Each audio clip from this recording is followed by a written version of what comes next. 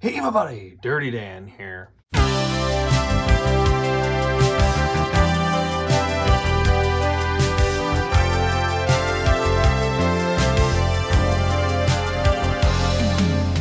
So, as you can see, today we've got something pretty special. This is something that I bought on eBay, I want to say about a year and a half ago.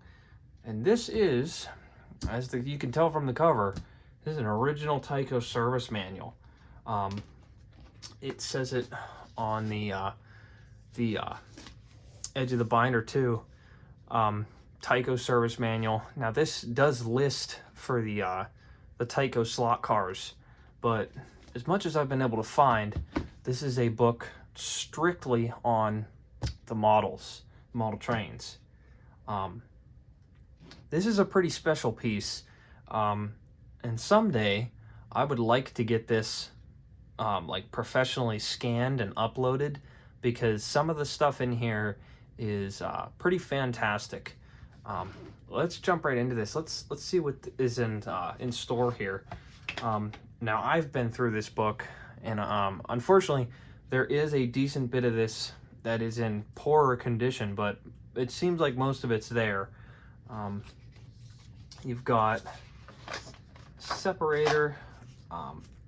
Now it seems as though this would have been something that like a Tyco certified dealer had, and you can even see right here, authorized service center. There is actually no there's no listing of anywhere where this came from, so I'm not sure exactly where this is from. I take it must have been from some kind of hobby shop of some sort that was like a certified Tyco dealer or something. But anyway, what I thought was super interesting is, check this out. You've got authorized service center, below repairs and time allowance. I wonder if this may have been some sort of slip that they would have given you, or this is just an example of a slip that they would give you with any kind of repair work, you know, and they would list exactly what part they repaired and send it back to you. You know, you can see customer signature, they've got a line for everything. Here is like service instructions, you know. Here is coupler replacement, motor accessibility. You've got, you know, instructions on how to remove couplers, which is, you know, obviously pretty simple. But here we go. Here is a little more advanced stuff like brush replacement, valve gear replacement. And this is some later stuff. As you can see, it's marked by Consolidated Foods, and actually it's even dated right here, 1974. So this gives all kinds of part numbers for everything, and these pages seem to be in the best shape of them all. I think that's because these were some of the more recent pages that were added to this booklet. I mean, you can even see here is a listing of all of the road names that were available at the time. And this would have been, like I said, 74, which is pretty unique. I quite like seeing that. That's pretty cool. I'm going to the next section here, and there's an index, a custom index of sorts. And you know what's interesting is there's even a listing for a decapod, which we know Tyco never sold, but because it was, you know, part of Tyco in a way, as it was a Manoa engine, they listed in here. So I believe those diagrams are actually in here as well. And here you can see this is a Manoa document, July 1980. And here we are. Here we are in the first bit of the diagrams. We have a Manoa 080.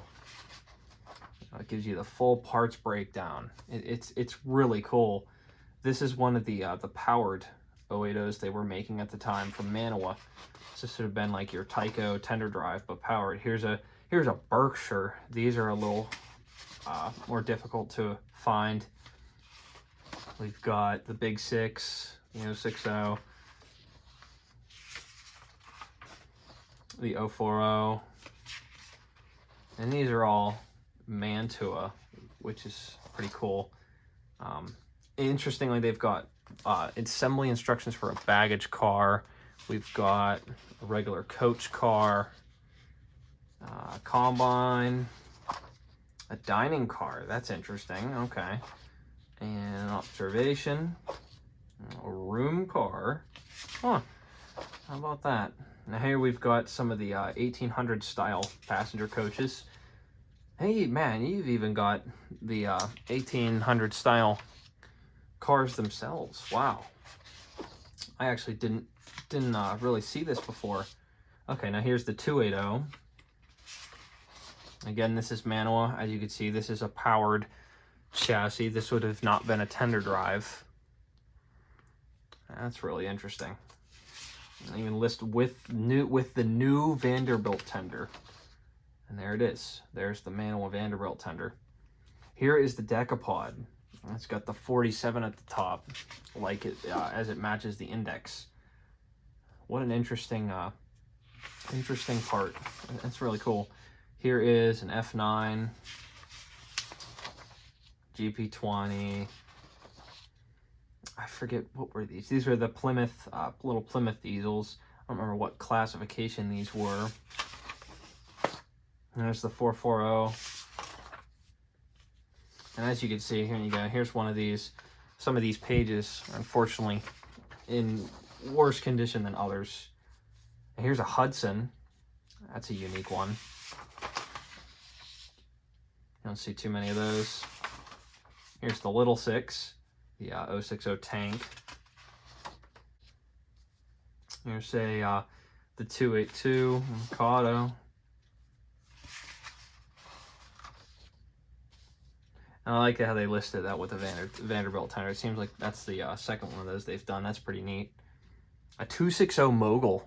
That's pretty cool. I've not seen a lot of those.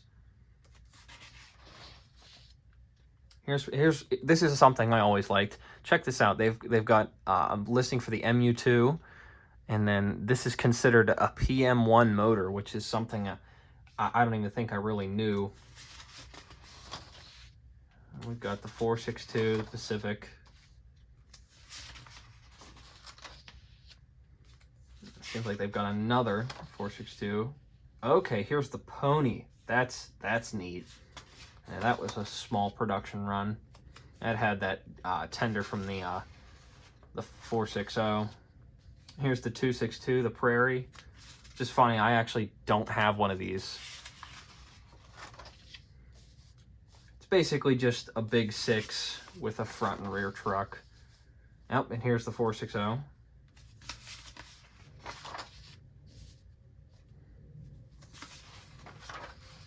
And of course the 040 with the tender. Shifter they call it. And here's the 480. These are goofy locomotives.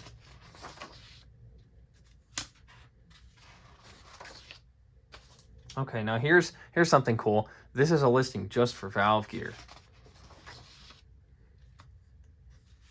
And here's a parts list.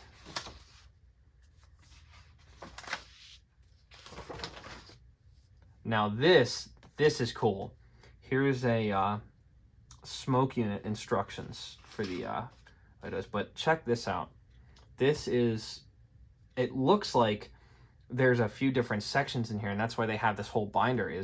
This is an older edition Tyco HO replacement part list, and this still has, you know, precision made by Tyco in the USA. So let's see. Yeah, okay. So this is just an older edition. You've got, again, it's all the same stuff basically, but you know, some of these diagrams actually in this edition are in a little bit worse condition. And they've also mixed in, these I think are the original, the ones with the orange. I think these are original to this binder, but this stuff has been added in here from another you know bit. Look at that logo. That's cool. You know, they've got like a whole, you know, stylized text for the shifter logo. That's pretty cool. Now this logo I love. I love the Big 6 logo they had. It was such a neat thing they did. Another one, they've got one for the General. That's really cool.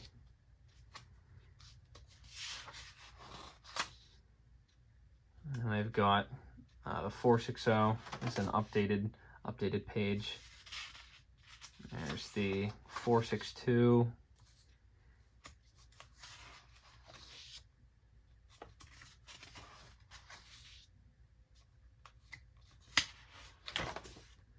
Here's the 040. Okay, and then here's the later 040. That's the saddle tank. Okay, cool. Here's the trolley. Oh, very interesting. They even have the listing for the dummy trolley.